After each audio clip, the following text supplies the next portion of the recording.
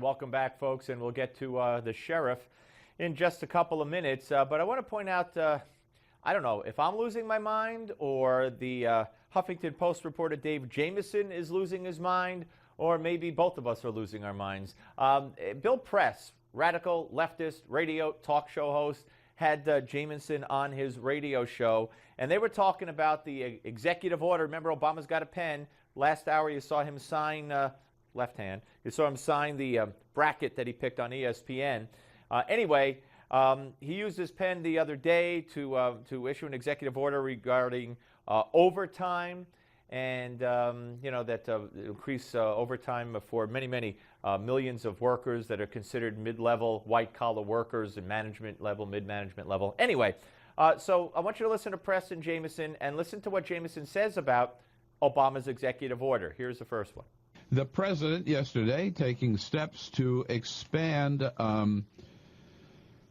overtime pay for overtime work. Dave Jamieson covers these issues for the Huffington Post, labor reporter, good friend of the program, back in this morning. David, it's good to see you again. Good to be here, Bill. So I want to understand these overtime rules. It's a big deal, right? Yeah, this is a really huge deal, actually, and I think it could really change work and life for a lot of people. All right. Now, the president signed yesterday. Okay. So it's a really huge deal.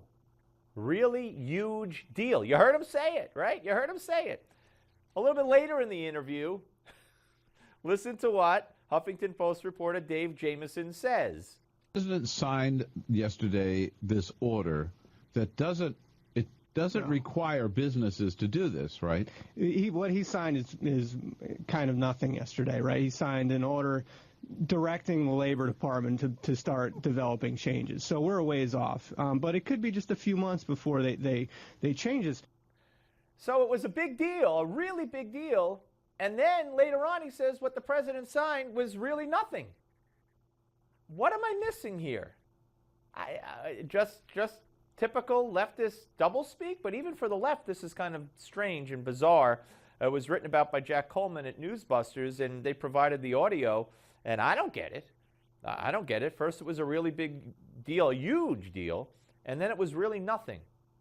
I am as mixed up as mixed up could be. This just in, ladies and gentlemen, Michelle Obama is going to China. And this is something I want to talk about with the panel a little bit later on. Only the media is not welcome. Michelle Obama is taking family, staff to China. The First Lady of the United States is going to China. Media not welcome. Not because China, communist China, is saying you can't bring the media, but Michelle apparently doesn't want to be bothered for whatever reason in dealing with the media. So the media is not coming, and the Associated Press has stepped up its objection, and they're saying that once access is cut, quote, we will never get it back. Very, very interesting, ladies and gentlemen, and we'll have more on this, as I said, with the panel. Okay, stand your ground, Florida. And we welcome in Sheriff Scott Israel from Broward County in Florida. Sheriff, welcome. Thank you for having me on. It's a pleasure to be here. Well, it's my pleasure to speak to you. All right, so last week there was this big announcement that the Stand Your Ground law in the state of Florida received unanimous support from the Florida Sheriff's Association. Only as it turned out, you voted against it. Correct? Well, actually, yes, Steve. There really wasn't unanimous support because there are 67 counties in Florida and 66 sheriffs and one public safety director, and there wasn't full attendance at the seminar. I did not attend. I chose instead to participate in National Night Out Against Crime here in Broward County. So there were quite a few sheriffs, I think 10 or 12, that weren't there. The vote, I was told, was a voice vote, and it certainly wasn't unanimous. And had I been there, I would not have voted to support Stand Your Ground as is. All right. Explain to me what your problem is with Stand Your Ground. My problem is that I believe that an individual certainly has the right to defend his life or anyone else's life in his or her house, in their domicile, and actually out in public as well. I don't feel that when an individual outside the home has the ability to escape and avoid conflict, I don't believe that an individual should participate in the conflict or escalate the conflict if he or she can safely escape or safely get out of that controversial situation and not have a violent encounter. Well, you, as a sheriff, sir, certainly know there are no guarantees. So if a person thinks maybe they could escape or thinks maybe they could run away, but they wind up being shot in the back or they wind up being grabbed from behind and eventually hurt or killed, I mean, you say, safely escape. How would one know if once they turn their back that they could safely escape?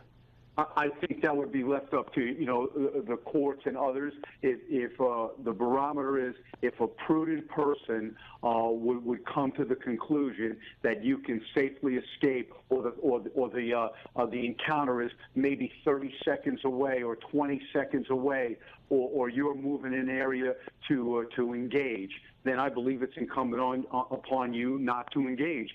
I mean, we have drive-by shootings, we have accidental shootings. Deputies and police officers throughout our nation get killed each year by their own handgun. There are issues with handgun retention, and it's just a recipe for disaster. And a person knows if they can safely escape, and if you know you can avoid that encounter, and you could avoid gunfire, and you could avoid, there's no just because you shoot, there's no reason to believe that you're not going to get hurt as well. So I believe you need to get out of Dodge, where this is not the days of Tombstone, Arizona, the OK Corral. If you can't safely escape and you've got to fight the fight, I support that. But we know when we can safely escape, and we're not going to get involved in a gun battle, and we need to do that. Well, again, all right. I mean, saying you'll leave it up to the courts. There's an old expression that you should be very familiar with that cops use. That I'd rather be judged by 12 than carried by 6. But let's put that aside for a second. You, I believe, point to a couple of cases, including the Trayvon Martin case, as an example as to why you believe that this law must be changed. How on earth did Stand Your Ground, in your view, enter into that trial or that case? It was never brought up as a defense. It was never mentioned by the defense. How does Stand Your Ground apply there? It doesn't, and I've never said it does. It was brought up in Florida, and just about every publication, every radio show spoke about Stand Your Ground, and it came to light. But I don't believe that Stand Your Ground was. I believe there were a lot of other issues that came into play, including possibly race. But I agree with you. I don't think Stand Your Ground was an issue there. I believe it was more about race and was more about poor judgment. Race? How was it about race? From what I understand, I don't know that Mr. Zimmerman pursues and continues to have that interaction and contact with Trayvon Martin. If he talked about the way he was dressed and what have you, Mr. Zimmerman was told by a police dispatcher, "Stand down." No. With all due respect, sir, this is an urban myth. Have you heard the 911 tape with that dispatcher? I did. Okay. Well, what he was now, that dispatcher testified in the trial, and while Zimmerman was following Trayvon Martin already out of the car, while he was talking to the dispatcher, who then said, "Are you following him?" "Yes."